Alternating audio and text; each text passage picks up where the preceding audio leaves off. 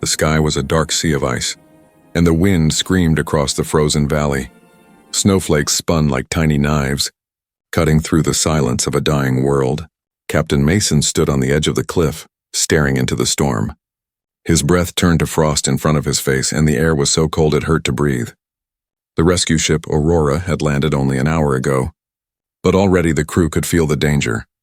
Every surface was covered in thick ice, and even their suits were struggling to keep the heat.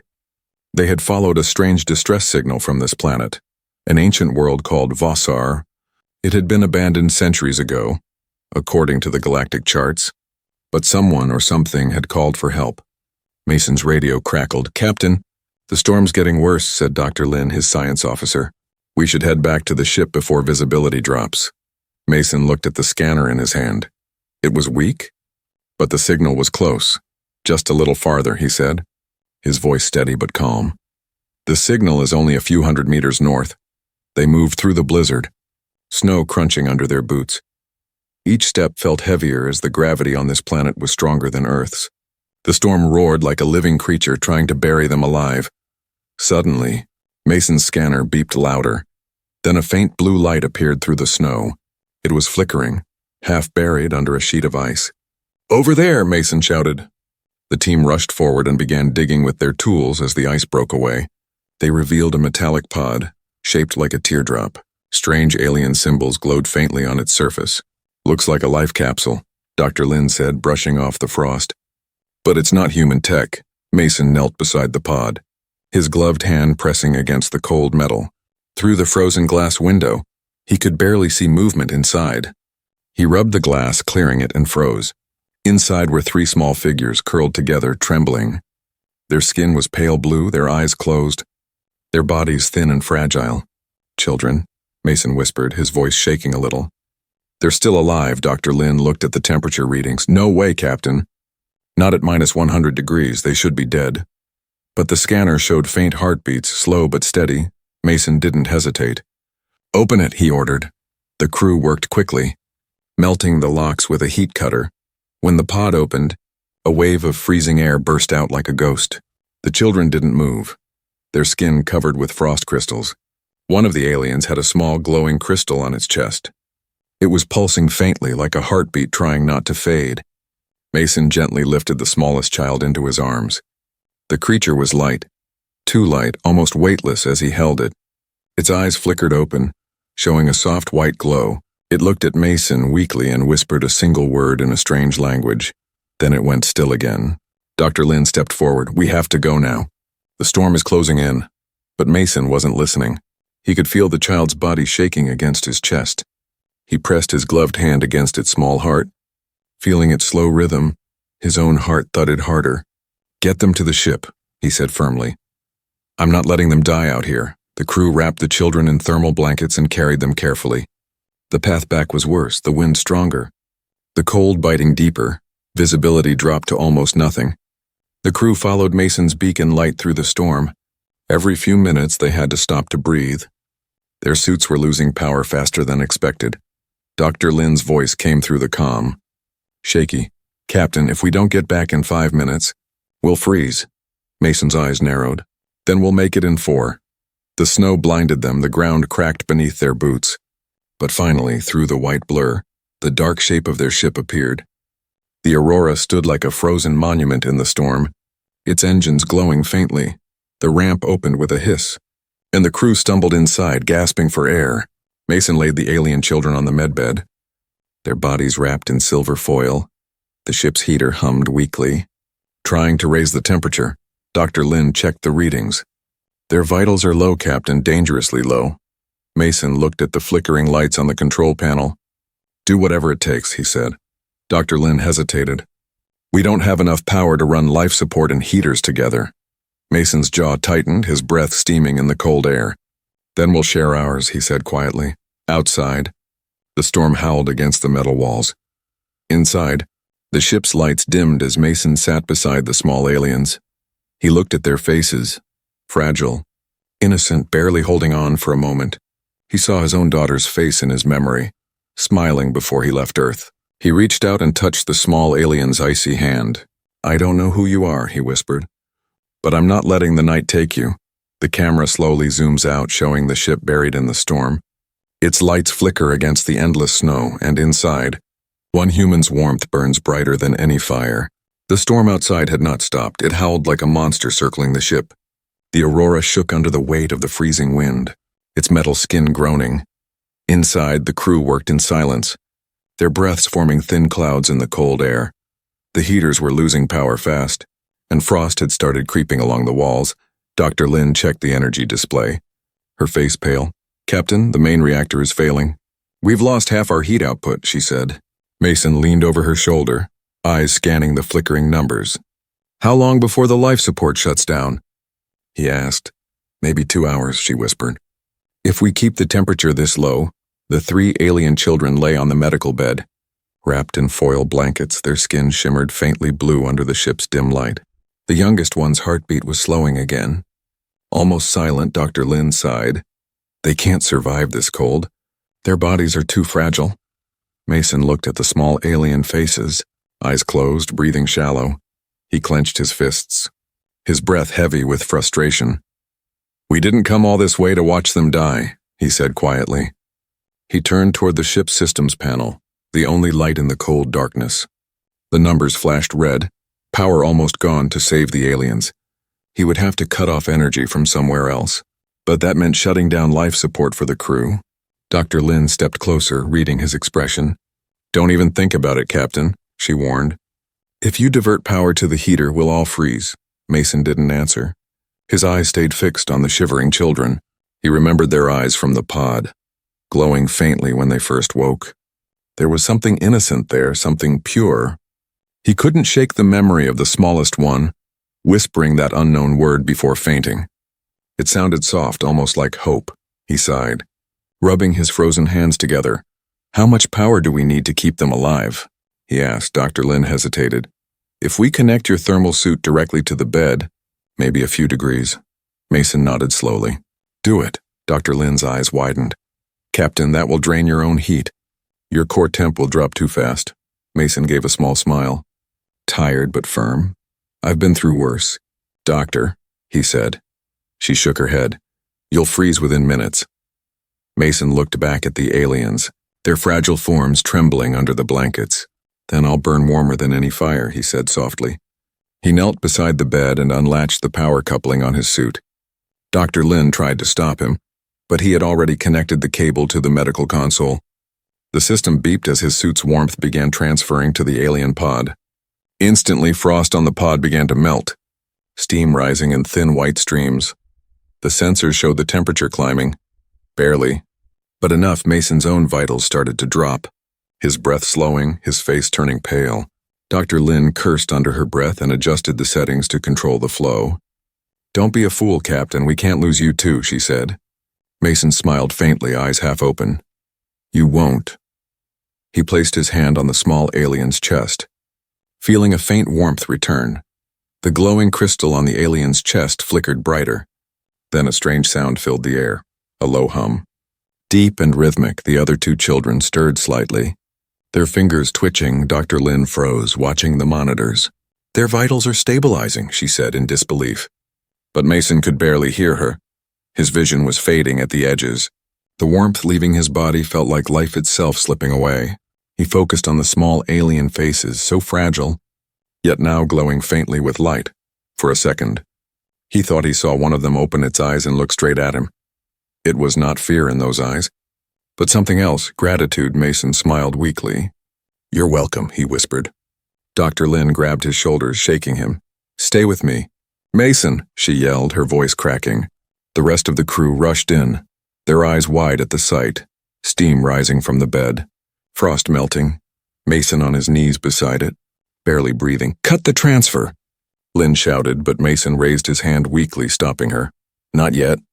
They need more," he whispered, his lips trembling from the cold. Minutes passed like hours. The only sound was the faint hum of life returning to the children. Their bodies began to glow brighter, the air around them warm enough to melt the frost nearby. Dr. Lin stared in awe. "It's like they're absorbing his heat directly," she said.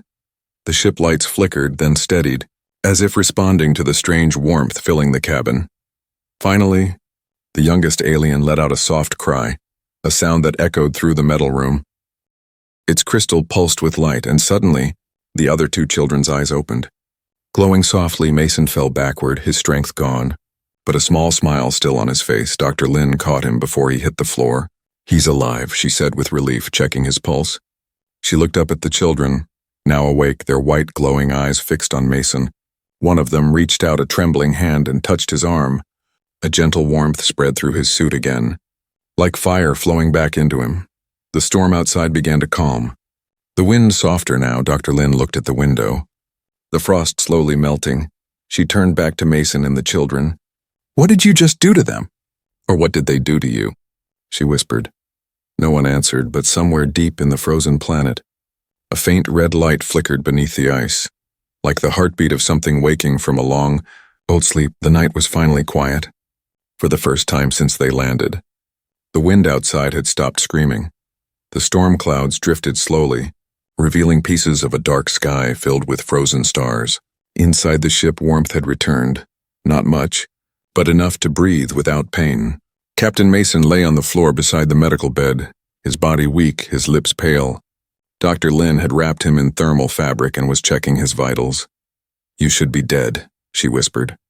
Half angry, half amazed, Mason gave a faint smile. "Guess I don't freeze easy," he said weakly. On the bed, the three alien children sat upright now, watching quietly, their skin no longer blue-gray, but glowing faintly with a silver light. Each one had a crystal on the chest, pulsing like a tiny heart of fire. Dr. Lin stared at them cautiously, her hands trembling. "I've never seen life forms like this before," she said. "They don't look dangerous," Mason replied softly, "just scared." The smallest one, the same who had whispered to him before, tilted its head. Its eyes shimmered like liquid light as it looked directly into Mason's. Suddenly a voice echoed inside his mind, not from his ears, but from somewhere deeper. "You gave us warmth," the voice said gently. Mason gasped and looked around. "Who said that?" Dr. Lin frowned. "No one spoke, Captain." The alien child blinked slowly, and again Mason heard it, this time clearer. "We are the Tavorn," the voice said. "The last of our kind." Mason's heart skipped a beat. His eyes widening, Dr. Lin froze, her scanner beeping wildly. "They're communicating telepathically," she whispered. The second alien child turned its glowing eyes toward her. "We speak through warmth." "Not words," it said in her mind. Dr. Lin stumbled back, her mouth open in disbelief. Mason steadied her. "It's okay," he said softly. "They're trying to talk." He knelt beside the smallest one, his breath still shaky. "Who did this to you?" he asked. The child's expression changed. Sadness filled its eyes. For a moment, Mason felt a sharp image burn in his head. A flash of light, a city covered in flame, then darkness. He saw tall white towers freezing from the top down, people running, voices crying. Then came the shape of creatures made of ice and shadow, burning blue eyes. Claws of frost. The image vanished as quickly as it came. Leaving Mason breathless, he whispered, "The cold ones." Without knowing how he knew their name, the alien child nodded slowly, its voice in his mind soft and broken. "They took our warmth. They froze our world." "We ran," said the second one, "but they followed." "Until the heart went silent," Dr. Lin frowned. "The heart?" The oldest alien turned its head toward the window, looking at the frozen land beyond. "The heart of fire," it said. "It sleeps beneath the ice. It once gave life to all Tavorn, until the cold ones buried it." Mason's mind raced. An ancient power buried under the planet, a source that once kept it alive. It sounded like something between myth and technology. He looked at the children. "You're saying this heart can bring warmth back?" They nodded, their crystals pulsing faster. "Yes, but only one with true warmth can awaken it," the smallest said. Dr. Lin crossed her arms, skeptical. "And what does that mean?" The alien turned its eyes toward Mason. "The warmth of a human," it whispered. The words hung in the air like a spark before a fire. Mason blinked, unsure if he heard it right. Dr. Lin's eyes widened. "You mean him?" The child nodded slowly. "Your warmth reached where even our fire could not," it said. "You burned through the cold?" Mason sat back, shaking his head. "I don't understand. I'm just human." The oldest one raised a glowing hand, and the crystals on their chests pulsed in unison. A faint hum filled the room, and suddenly, Mason's visor flashed with images again. Visions of an underground city buried deep below the planet's ice. At its center, a massive glowing core, silent, cracked and cold. That is the heart, the voices whispered together. It sleeps. Waiting for a spark, Mason gripped the table, his mind spinning. Dr. Lin looked at the scanner. The pulse from the ground was faint, but real. There's energy beneath the surface, she said. Astonished. Could be geothermal or something else. Mason stood slowly, his strength returning. Then we find it, he said firmly. Dr. Lin grabbed his arm. You can't be serious, Captain. It's suicide going out again. Mason looked out the window. The storm had calmed. The night quiet and clear, he saw a faint red light flicker far in the distance. Like something calling, he whispered. They didn't call us by accident. The smallest alien reached out and touched Mason's hand again. A wave of warmth spread through him, not painful, but alive. It felt like sunlight after a long, dark winter. You carry the fire, the child said softly, and the heart will answer to you. Mason's jaw tightened, determination shining in his eyes. Then we'll bring this world back, he said. Outside, deep beneath the frozen surface, something ancient stirred.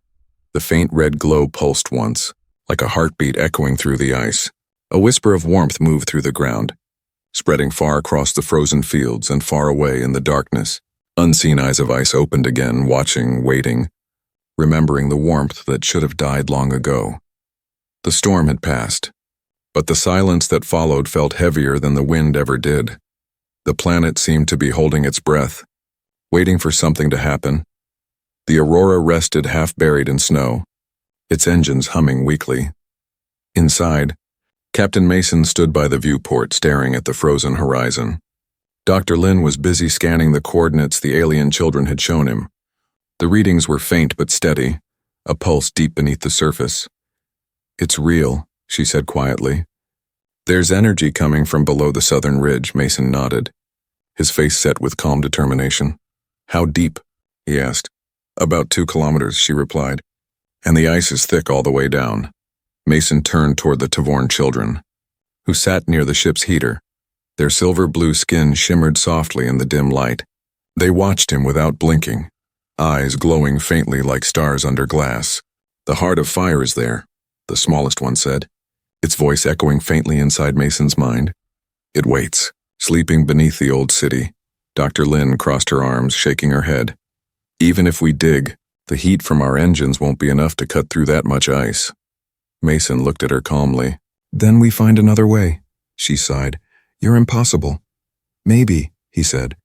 But impossible is better than dead. They gathered what power tools they had left, drills, heat cannons, and oxygen cells as the crew prepared.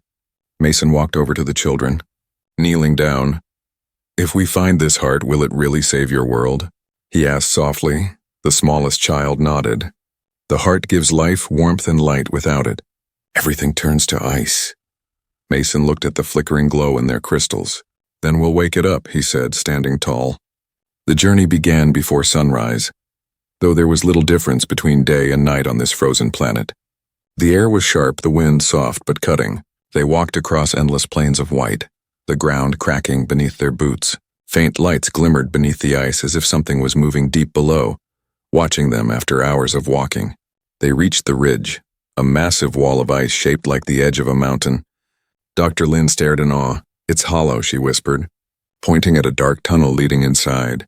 Mason turned on his light, the beam vanishing into the mist. Let's move, he said, his voice echoing in the cave the deeper they went. The warmer it became, not by much but enough to notice. Strange symbols glowed faintly along the walls, ancient and beautiful. The Tavorn children touched the marks gently, whispering soft words in their language. This was our city, one of them said. Our home. Mason looked around in silence, realizing the scale of what they had lost. They entered a vast chamber larger than any human building. Frozen towers and bridges stretched above them, locked in crystal ice. Statues of tall, graceful beings stood around a circular platform. At the center of it all was a massive structure, like a heart made of glass and stone. It was cracked and cold, but faint red light pulsed deep inside it. Dr. Lin gasped. That must be it, the heart of fire. Mason stepped closer, feeling a strange vibration in his chest. The closer he got, the warmer the air became. It was as if the heart was breathing. Slow and shallow, waiting to wake, the children followed him, their crystals glowing brighter with every step. "The heart remembers you," one whispered. "It feels your warmth." Mason placed his hand on the crystal surface. It was icy cold, but it reacted instantly. A pulse of light ran across the room, and the floor trembled. Dr. Lin backed away, eyes wide. "Captain, you're activating it." But Mason couldn't move. His hand was locked against the heart. Visions flooded his mind. Flashes of the Tavorn civilization before the fall. Cities of fire and light. Oceans glowing like molten gold, skies filled with ships. Then came the darkness, the cold ones spreading frost across everything. He saw the Tavorn king sealing the heart beneath the ice to keep it safe, and now it was calling to him. Reaching for the warmth of a living soul, Mason gasped, pulling his hand away, falling to one knee. Dr. Lin rushed to him. "Are you okay?" He nodded weakly. "It's alive," he whispered. The youngest Tavorn stepped forward. Touching the heart, the red light pulsed faster now. Brighter, a low hum filled the chamber. Shaking the walls, cracks spread through the ice. Shards falling like rain. "Captain," Dr. Lin warned, "we should leave. This whole place is unstable." But Mason shook his head. "No, it's waking up," he said. The Tavorn children looked around nervously. Their eyes glowing brighter, one of them whispered, "Something else wakes with it." Mason turned sharply. "What do you mean?" Before anyone could answer, a sound echoed through the chamber. Deep, cold, and alive. It was not the sound of wind or machinery. It was a growl, distant but getting closer. The light from the heart flared once more, and for a moment they saw shadows moving within the ice. Tall, thin shapes with glowing blue eyes crawling toward them from every direction. Dr. Lin's face went pale. "Captain." "We're not alone." Mason gripped his blaster. Standing between the children and the darkness, the red glow of the heart reflected in his eyes as he whispered, "Then let them come." The sound was like breaking glass mixed with thunder. The entire chamber shook as ice cracked along the walls. Dr. Lin stumbled, catching herself on a frozen pillar. The red glow of the heart pulsed brighter, lighting the ruins in waves of crimson. Mason raised his blaster, his breath sharp and cold in the air. The Tavorn children stood close behind him, their silver skin shining faintly under the red light. Then from the cracks in the ice, something began to move. Shadows spilled out, crawling along the walls like smoke. The temperature dropped instantly, the air turning white with frost. A deep growl echoed, then another. And then hundreds of glowing blue eyes appeared in the dark. Dr. Lin's voice trembled. "Captain, those things, they're everywhere." Mason steadied his weapon. "Stay behind me," he said, his tone calm but firm. The creatures stepped into the light. Tall, thin beings made entirely of ice and mist. Their bodies shifted and shimmered like frozen glass, their faces sharp and hollow. Each movement left trails of frost that froze the floor behind them. The heart's glow made them hiss, the warmth burning their icy skin. Mason realized they were alive, but barely, more like ghosts made of winter. "They are the cold ones," whispered the smallest Tavorn. "The ones who destroyed our world." The creatures screeched at the sound, the noise cutting through the air like a blade. They surged forward. Moving with terrifying speed, Mason fired, the blast striking one and shattering it into frozen shards. But as soon as it fell, another took its place. Crawling from the darkness, there were too many. "Fall back," Mason shouted, grabbing Dr. Lin's arm. They ran toward the platform where the heart stood, the children following close. The creatures climbed the walls, sliding like ice serpents. Reaching for them with claws of frost, Dr. Lin fired her rifle, the energy bolts melting holes through their bodies, but each hit only slowed them down, not stopped them. "The heart," cried one of the Tavorn, pointing. "It can destroy them." Mason looked at the glowing core. It was pulsing faster, responding to the chaos around it. "What do we do?" he asked. "You must connect again," the smallest one said. "You must give it warmth or it will die." Mason hesitated for only a moment, then nodded. "Dr. Lin, keep them off me," he ordered. She grabbed a fallen beam for cover and yelled, "Do it, Captain!"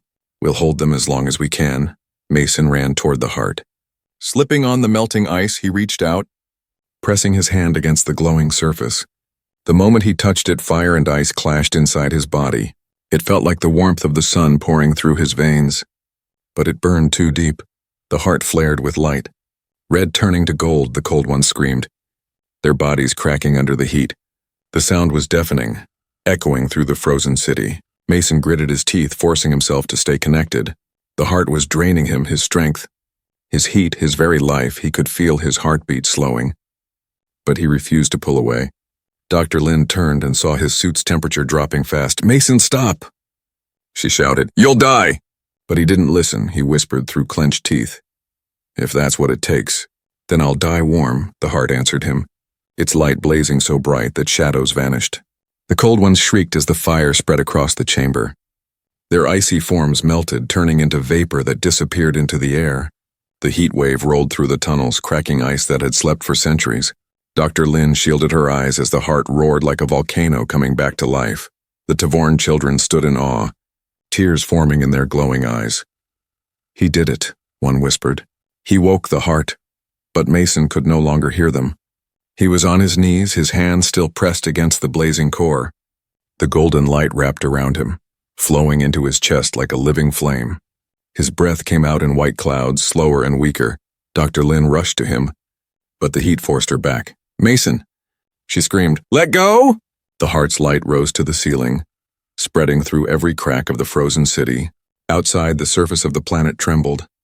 Mountains of ice melted, rivers of water forming for the first time in ages. The sun broke through the clouds, casting light on the world below. But deep inside the ruins, Mason remained still, surrounded by fire and gold. The cold ones were gone. The frost melting into steam, Dr. Lin crawled closer, her suit burning from the heat.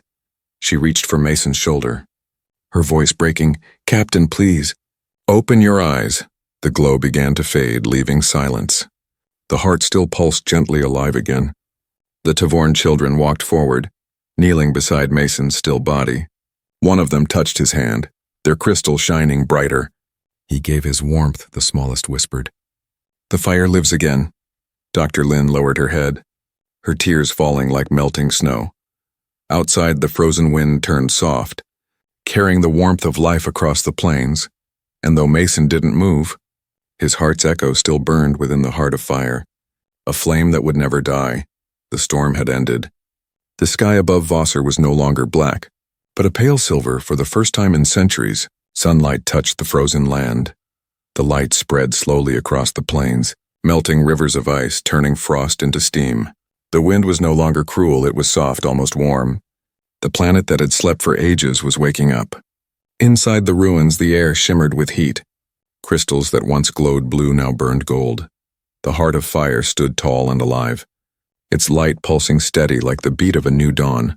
But in front of it, Captain Mason lay motionless, his suit scorched, frost melting from his armor. Dr. Lin knelt beside him, her hands shaking as she checked his pulse. For a long moment there was nothing, only silence and the hum of the heart.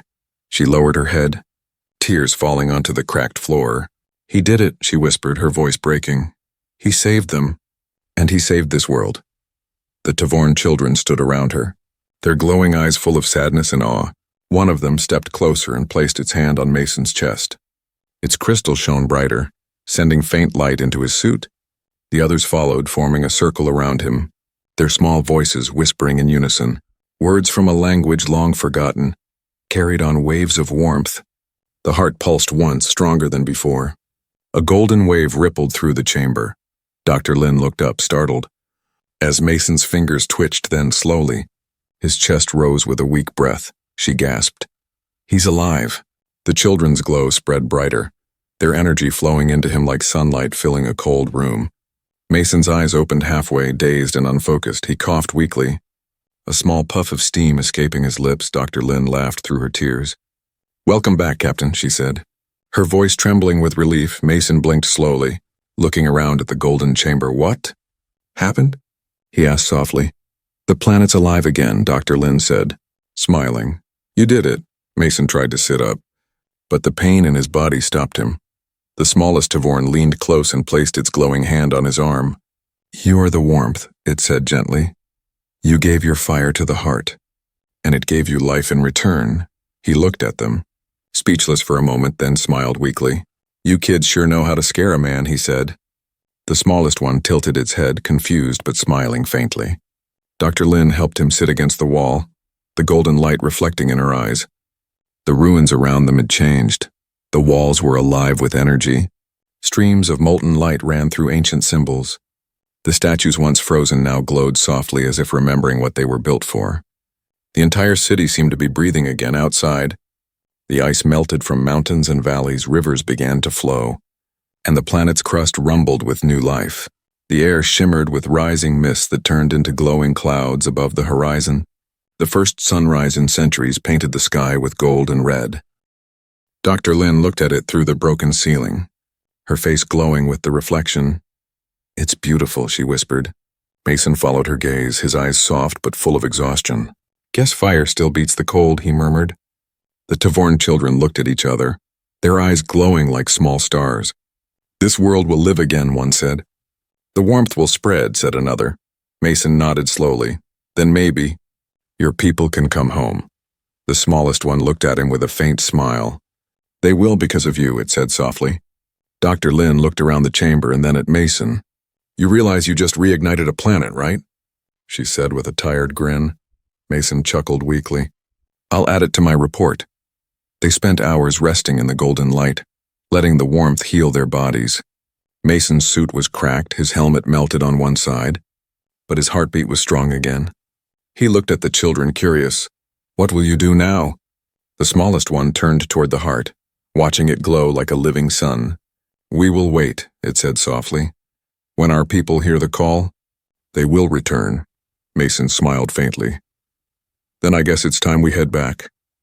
As they prepared to leave, Mason stood for a moment before the heart. He placed his hand on the warm surface again, feeling it pulse beneath his palm. "Take care of them," he whispered. A wave of soft heat passed through his arm. As if the heart was answering him, he smiled, turned, and followed Dr. Lin and the children toward the exit. When they stepped out, the sunlight touched their faces, warm and golden. Mason closed his eyes and let it wash over him. Breathing deep for the first time in days, the air didn't hurt to breathe. It felt alive. They walked through melting snow and rising mist. The world glittered like liquid glass under the new sun. Dr. Lin looked back at the ruins glowing faintly in the distance. "Mason," she said softly, "do you think the warmth will last?" He looked at the horizon, where rivers of gold flowed through the ice. "As long as someone remembers what it means to share it," he said. The Tavorn children smiled, their crystals shining brighter, and far behind them, the heart of fire pulsed one last time, its echo spreading through the sky, calling life back to a world that had forgotten warmth. The ship Aurora stood ready on the edge of the thawing valley. Steam rose from the melting ground, drifting through the air like ghosts of the old world. The once dead planet now shimmered with rivers of gold light. Mountains that had been buried in ice now sparkled under the morning sun. The silence was gone, replaced by the sound of water, wind, and life returning. Captain Mason stood by the open ramp, looking out at the endless horizon. His breath fogged lightly in the cool air, but it no longer stung. The warmth of the heart still pulsed faintly beneath the surface. He could feel it like a heartbeat under his boots.